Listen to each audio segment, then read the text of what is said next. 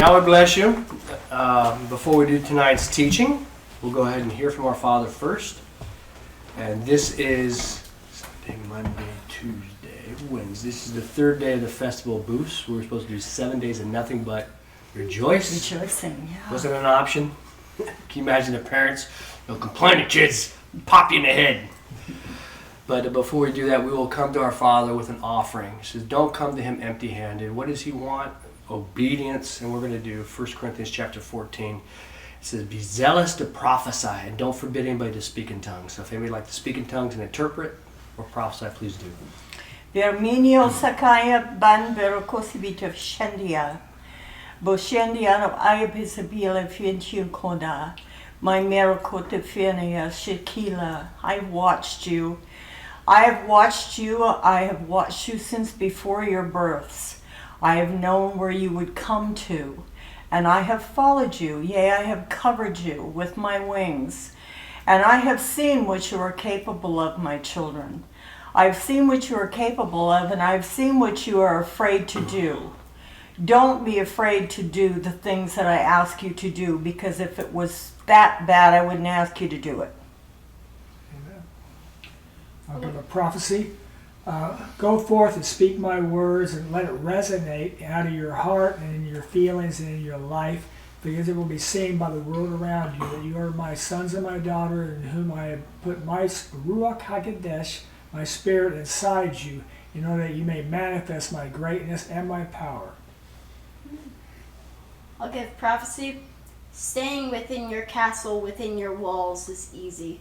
I do not ask you to stay within. Build up your walls and build high and make them reinforced, but do not stay inside of those reinforced walls. Go out and teach and be bringing people into your walls so they may also know the truth. Hallelujah. Thank you, Father, for those words. Tonight I want to do the teaching lessons from the book of Numbers. Anybody know that? And the Hebrew word for numbers, the name is not numbers, it's the wanderings. And I believe it's called Midbar. This is good. What did you learn today? Well, if anything, it's not numbers, it's the wanderings. But it's going to be Numbers chapter 20. And the lessons, and my father's really good at doing teaching lessons. You'll get to read something peculiar in the scriptures, and we should take a step back and go, what is the lesson? Because you'll read some very unusual things happening. And sometimes, if it's a one scripture doctrine, just set it aside. We don't have to have conclusions to everything. But sometimes we take a step back and what was the lesson here? And as we do so, it's almost like you're reading the book in front of the professor, and the professor goes, what did you just learn? I just do what you told me to do. What did you learn? Oh, okay. And so the neat thing about the scriptures is that Yahweh and Christ are in the room. Can you imagine reading Shakespeare in front of Shakespeare? You know how blessed he would be? What do you mean? What were you talking about with Hamlet? And this and that. He's like, oh man, nobody's ever gotten this right. And then he'd come in and he could explain. And Yahweh says the word is the map and the Ruach HaKodesh is the GPS to guide us. But have you ever been stabbed in the back by a loved one out of nowhere? All of a sudden, rebellion out of nowhere. Well, where did that come from? Have you ever been ambushed, sucker punched? I like to think about church splits. I didn't even realize how bad church splits were until I got, there was a Way FM, and they used to have a radio station. And when I met the family of Rob Rutola's kids, anytime I brought up the radio station, they'd go, because it was like a divorce. There must have been a church split. They never told me what happened. But there was and it can be, if we're not prepared for this hard life, church splits, divorces. What else could be horrible things? They will be the cancer, the tumor you'll carry your whole lives. Without sometimes, are there church splits in the scriptures? Absolutely. Aaron was trying to stop a church split when Moses was gone for 40 days. And what did Moses do? Cut them out.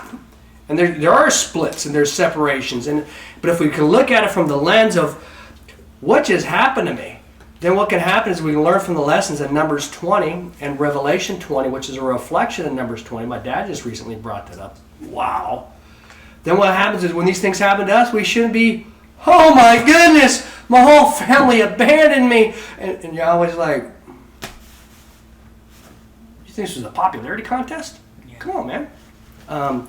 But Numbers chapter 20, we're going to look at, here's the context. It's, if you read right above chapter 20, it says the waters of Meribah. Now here's some context, and I'm not going to come to any conclusions with Moses, okay? We're talking about one of Yahweh's heroes. Err on the side of honor, okay? That's true. You err. If you're going to err and speculate, do it on the side of honor.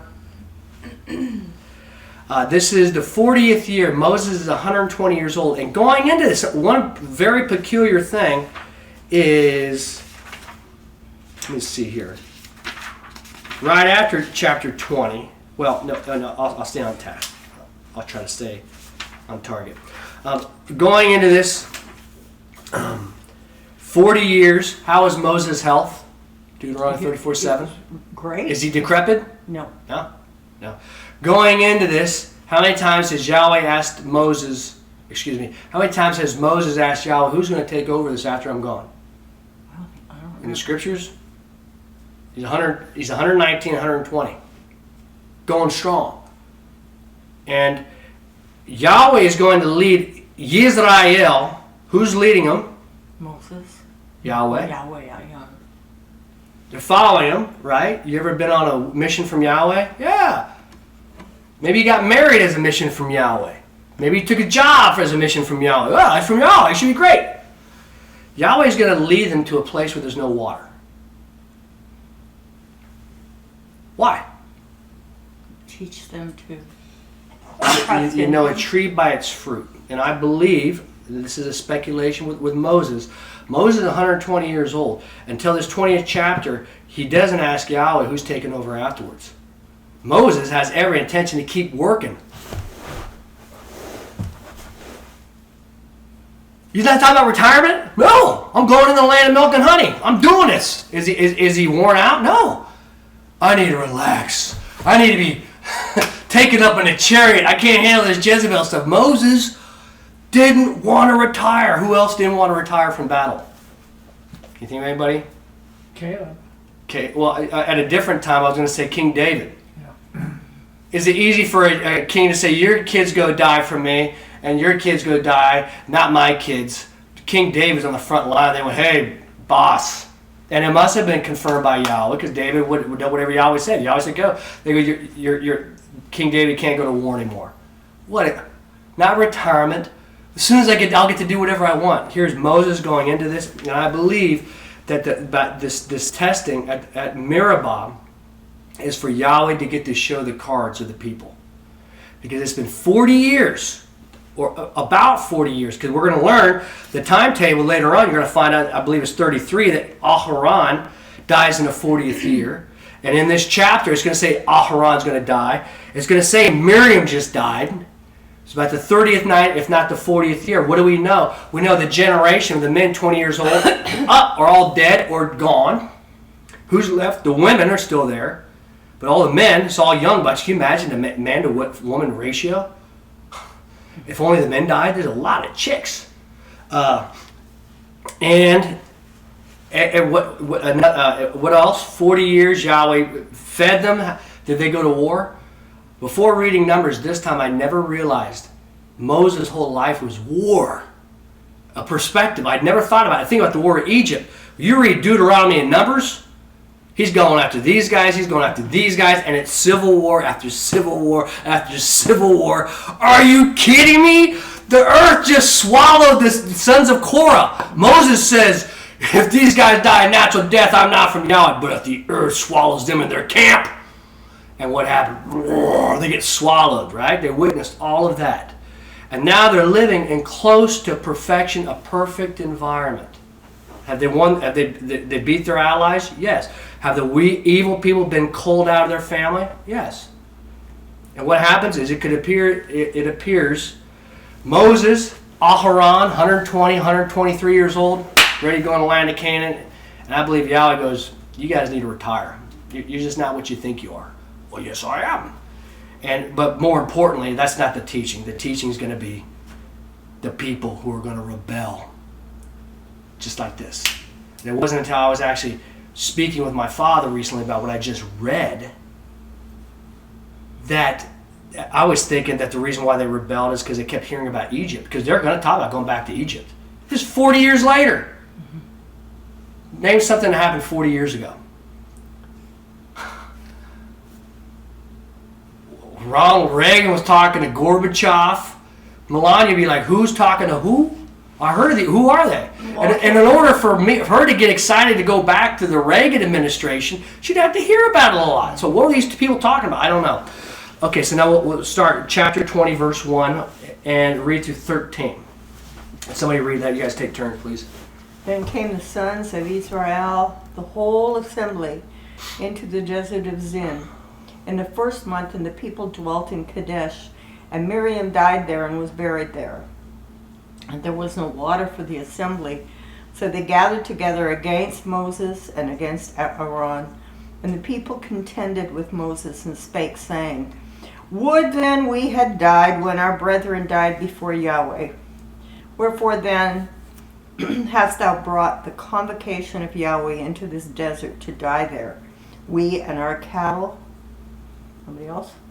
And wherefore did you cause us to come up out of Egypt to bring us into this wretched place, not a place of seeds and figs and vines and pomegranates, even water is there none to drink? And Moses and Aaron went in from the presence of the multitude unto the entrance of the tent of meetings, and fell upon their faces, and the glory of Yahweh appeared unto them. Then spake Yahweh unto Moses, saying, Take the staff and gather together the assembly, thou and Aharon thy brother. Then shall you speak unto the cliff before their eyes, and it shall give forth its waters. So shalt thou bring forth unto them water out of the cliff, and shall cause the assembly and their cattle to drink. And Moses took the staff from before Yahweh as he commanded him.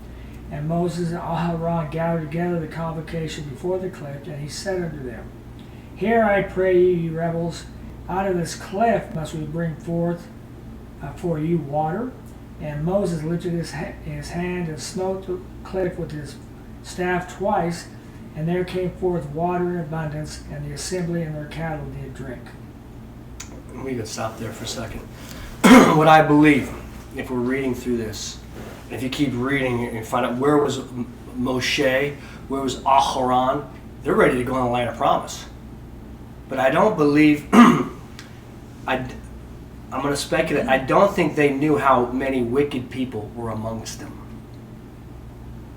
Until here, you're going to go, Egypt? Egypt? You brought us out here to die? It's the 40th year, you morons. You're doing the same thing your parents did. We and our family do the same thing. People in our own family. Out of nowhere. Are you kidding me? What? Why? What was this? I can see, I don't think Moses and Aharon realized it. It could have been that everybody was on the same page. No drama. Look how everybody's getting along. Was Yahweh surprised when he saw the hearts of these people? No. Do you think Aaron and Moses was? Yeah. Who else is going to be surprised? Caleb and Yehoshua. 40. We just wandered 40 years. This is the 40th year. But the other thing that's real important, faith comes by hearing, but so does doubt. Because in Numbers, at the beginning, the spies spread out rumors. Control what you're hearing. And how do they bring up Egypt? The men are dead. Is it the women that brought it back up? Only teenagers. And a whole other generation, they never even been there. You're talking about a place, some of you guys are talking about a place you've never even been.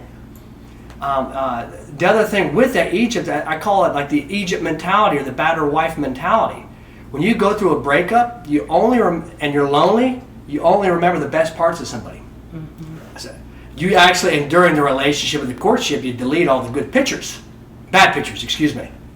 Oh, that's a horrible, I'll get rid of that one, I'll get rid of that one. So then, during the breakup, the only pictures you have are the best pictures. It's the highlights of the relationship. And going, oh, Egypt, the cucumbers, and oh, the fish.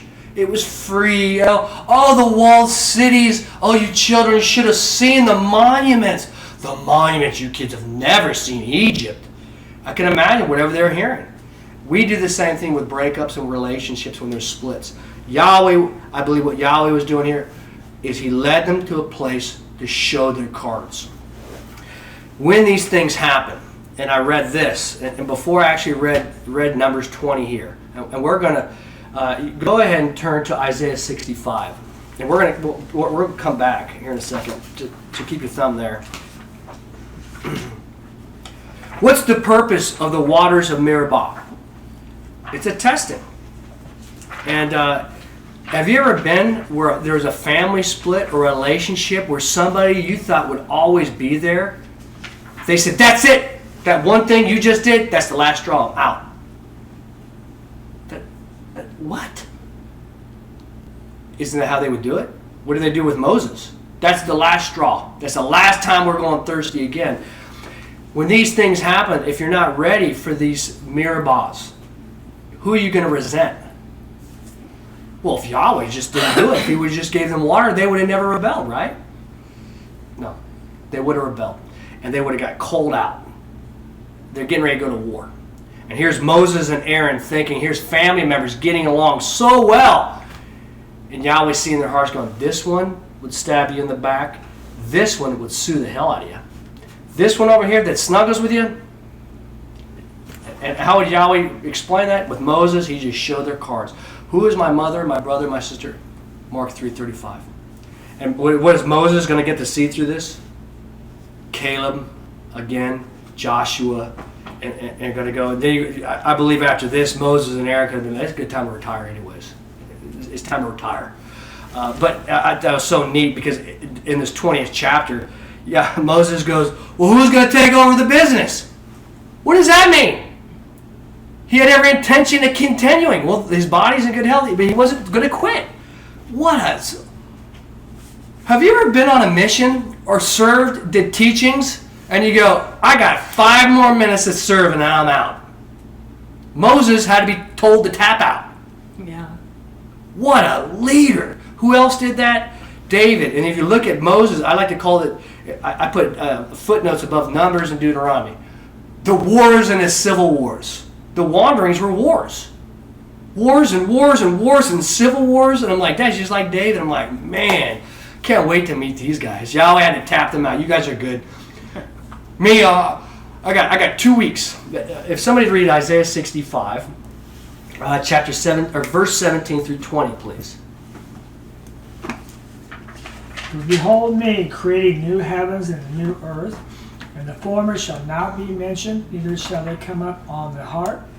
But joy ye and exult perpetually in what I am about to create. For behold me creating Jerusalem an exultation, and her people a joy. Therefore will I exult in Jerusalem, and joy in my people. And there shall be heard in her no more the sound of weeping or the sound of a cry. There shall be henceforth no more a suckling of a few days, or an elder who filled not up his days. But a youth 100 years old may die, yea, a sinner 100 years old shall be accused. Okay, during this time period, okay, for somebody under 20 in the room, what is the context talking about? You have a new earth. You see anything unusual about it? How about verse 20? There's going to be no crying. There's going to be exaltation, a new Jerusalem, but verse 20, people will be 120 years old when they die, will be called a sinner. I don't know what that means. I don't know, but maybe it's like a party animal died, Elvis Presley or something, going to go, what happened to Elvis? Why did he die so young? Well, but you're going to go, what time period is this? This is the 1,000-year kingdom in the book of Revelation. That's real important for us to read, because how many problems have they really had here? Yeah, there's still going to be disagreements. Anytime you got people, you can have some sort of thing, but it's been great. And if somebody dies at the age of 120, man. Now turn to Revelation 20. We were in Numbers 20. Turn to Revelation 20. It should be easy to remember. Because what's going to happen, the body of Christ, the 1 Thessalonians, will be taken up into the clouds. 1 Thessalonians 4. Then the tribulation will happen on the earth. We'll be taken up out of the tribulation like Noah. The tribulation, the book of Revelation is going to happen. How long a period? Tribulation, 7 years plus. 7 years plus. So approximately 7 years. During the zombie apocalypse, that really paints a picture for people that don't know the scripture. It could be zombie apocalypse. Oh yeah, I've seen World War Z. That's bad. You might be there, man. If you're not saved, you're going to go through worse than anything you've ever watched. People during the book of Revelation, there will be survivors that are left behind. We'll have our resurrect bodies. Then here's these people. And we'll be teachers and leaders. And if you're not a good teacher here, you're not going to be a good teacher there. You might be a janitor, leader, whatever. Then we will be like immortals. We'll be like angels or something. I don't fully understand it. But those people are going to be in the book of Revelation. Who is their king? Not Saul. Not Nebuchadnezzar. Not Manasseh. Not Herod. Not Obama.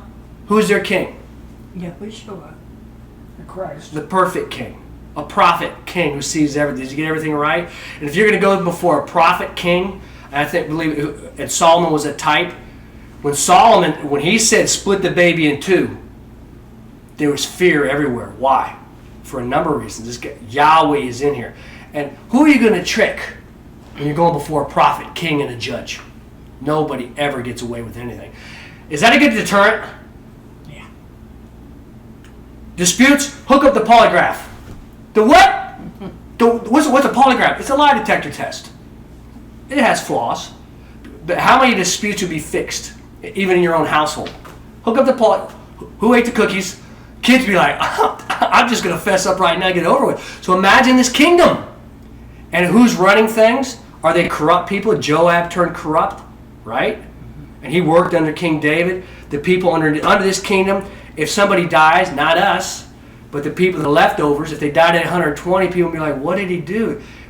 When a teenager dies these days, people mourn. What happened? Fentanyl? Drinking and driving? Texting and driving? People mourn. And Yahweh is explaining that this is that. So what this does is it gives us a picture of Revelation chapter 20. And at the end of 1,000 years of this kingdom, and I believe Moses was a type of a foreshadowing of this kingdom, the adversary is going to be released, because it would appear, hey, book's over. Look at this. Everybody's getting along. Everybody's doing great. All right. Game over. Yahweh, you can come down now, because Yahweh doesn't come down until after this. Why doesn't Yahweh come down? Because it's still death. He's not fooled by their hearts. Yeah. He can see all their hearts, and here could be your best friends, it could be relatives, it could be whatever, and Yahweh goes, we're going to make this really clear who these people are. So if somebody read chapter 7 through 9. Verse 7. Verse 7, yeah. And as soon as 1,000 years shall be ended, the accuser shall be loosed out of his prison, and will go forth to deceive the nations that are in the four corners of the earth, the Gog and the Magog, to gather them together unto the battle, the number of whom is as the sand of the sea. And they came up over the breadth of the land, and surrounded the camp of the saints in the beloved city, and there came down fire out of heaven and devoured them. Somebody else reads it, well, why'd you even let them out? Yahweh, it's your fault. You should have never let them to Meribah, because there wouldn't have been any problems. No, there were problems.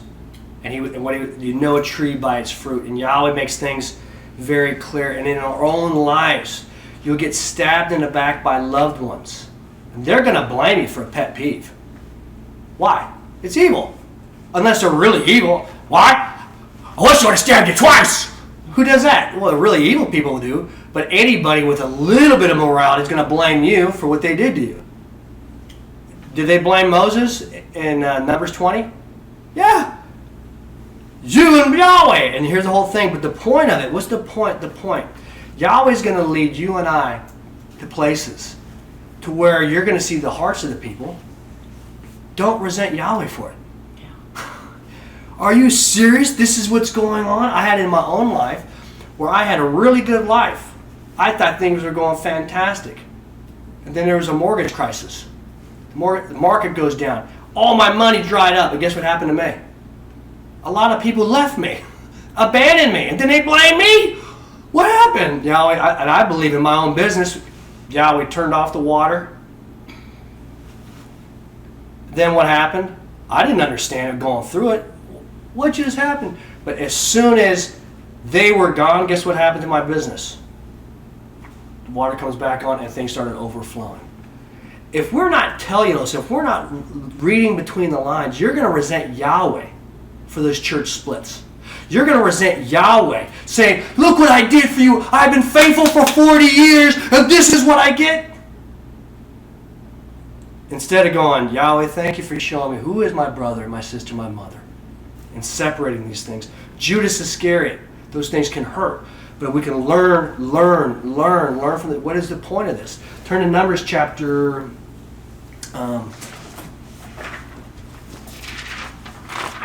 Numbers chapter 13. What is the purpose? The purpose. Who is your best relationship? Is it your spouse?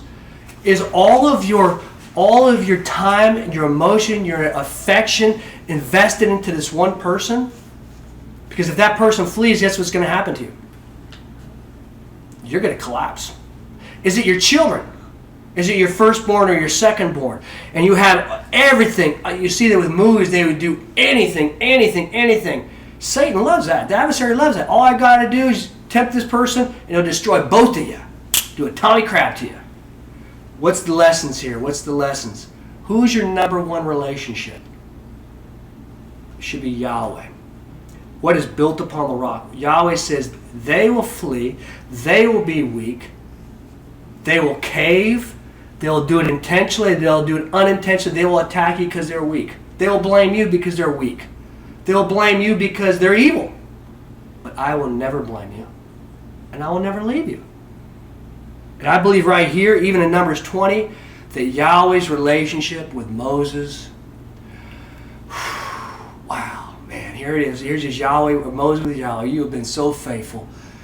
Man, look at those dirt bags. You see how quickly they're going to kill me. Yahweh's like, yeah, those are your friends. Thank you. And so, but the lessons. Numbers chapter 14, another lesson from Numbers. You said 13 before. I did say 13. I meant, it is 13. So, yeah, it is 13. It's going to be 13 and 14. So this is before the 40 years. What's the purpose? Because in Numbers 1330 is easy to remember because it's a radio station. Actually, my brother Guy gave it to me as a user ID on a video game once. I was like, that's a great one. This is where 1330 is where Caleb goes, we are surely able to do it. Let's go forth. But in Numbers chapter 13, Yahweh's going to send in spies. Verse 21, and somebody read 21 through 33. I will begin. So they went out and spied out the land from the wilderness of Zin unto Meribah at the entering in of Hamath. Yet they went up in the south and entered as far as Hebron. And there were Hyman and Shishah and Talmah, descendants of the Anak. Now Hebron was built 7 years before the zone of Egypt. And they entered as far as the ravine of Eshcol, and cut down from thence a branch with one cluster of grapes, and bare it on a pole between two, also of the pomegranates and of the figs. That place was called the ravine of Eshcol, a cluster ravine, an account of the cluster which was cut down from thence by the sons of Israel.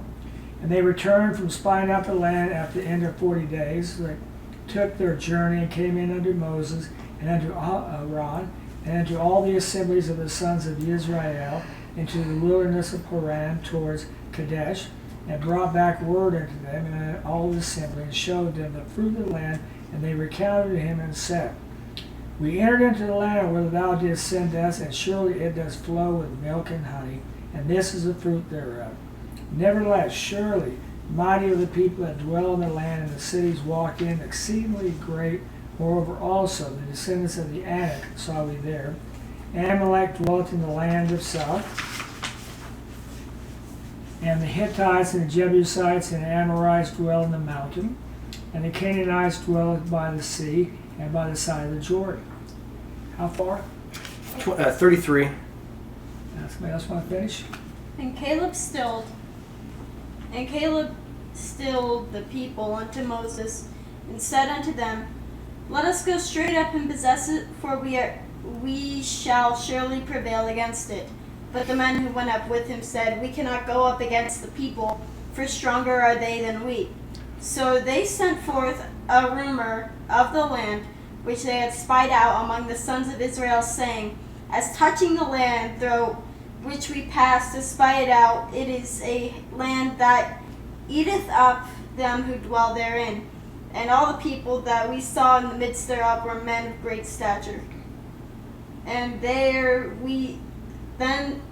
saw we the giants, sons of Anak, descended of the giants, and we were in our own eyes as grasshoppers, and so we were in their eyes. Remember, Caleb stilled the people. Why did he have to still the people? What was going on? Before this teaching, I never realized that this was a Meribah, or Meribah. Yahweh's going to show who these people are. Not just who these people are, the 10 princes. Because there's 10 princes that are going to spread the rumor. 2 of them didn't. And here's Moses. Did Moses know? Did Yahweh have an idea? Yeah, he could see their hearts. And he's going to cull some stuff out. Yeah, Not just that. Okay, verse 14:1. Then did all the assembly lift up and give forth their voice, and the people wept throughout the night. Did they forget everything that Yahweh had done? The Red Sea? Let us not forget what Yahweh's done in our own life. As I'm reading about the murmuring and the murmuring and the murmuring of the people, I'm like, look at these guys, pathetic. Then Yahweh went, how about you? What do you murmur, Aaron? I don't murmur. Really? How long have you been single? How many times have you told people how long you've been single? That's murmuring? Sure isn't bragging. I was like, holy cow! Don't murmur. Your murmuring's postponing. You're not helping him. What has he done in your life? And when you're looking overwhelmed, if anything in our own lives, you stop and go, I'm going to start listing every obstacle we've gone over in my own life. Marriages. What things have you overcome? And start giving him glory and glory. And surely we could do it again. It's verse 2, and the sons of Israel murmured against Moses and against Moshe and against Aharon and all the assembly. And they said unto them, oh, that we had died in the land of Egypt. Excuses. When Yahweh tests weak people or he's calling them out, guess who they're going to blame? You. You're the problem. And do you know who a good example of a testing is? See that vice president right there? Mm-hmm. Who could have stopped this election overthrow? He possibly could have stopped the whole Senate vote. And he caved. He's a really good man. He's done incredibly really good things. And nobody would have guessed that he would have been the one that caved. Yeah. And you can imagine hearing President Trump going, what just happened? Now, he's still a good man. He's still done a lot of stuff. But I would have never, ever thought Mike Pence. Why? I don't know what was going on, but testings and tests.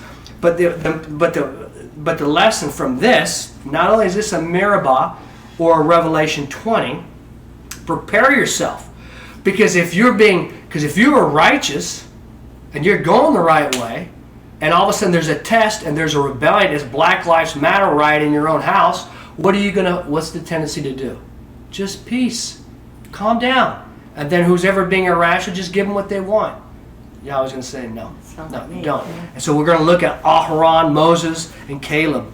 And you read verse 3, that wherefore did Yahweh bring us into the land to fall by the sword, or our wives and little ones. If you would have done it, there would have been a church split. If you would have finally just caved on this word and you're extremist with the word, you would have still had a family. If you would have done this, you would have still had this. You just gone too far. You just went too far. We can't go any farther with you, and that's the problem. That's it. You finished? verse 4, they said one time, let us appoint a head and let us go back towards Egypt. Who do you think shocked? Then did Moses and Aaron fall upon their faces before the convocation of the assembly. I used to think because they were kneeling before the assembly, and my dad went, no, they don't want to get nuked.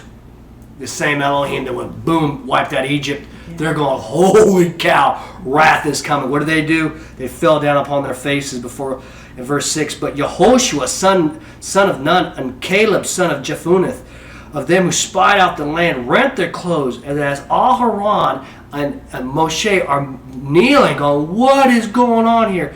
Caleb and Yehoshua stand and go, what are you guys doing? We spied out the land, in verse 7, spake all the assembly of the sons of Israel, saying, as for the land to which we passed to, spied it out. Good is the land exceedingly.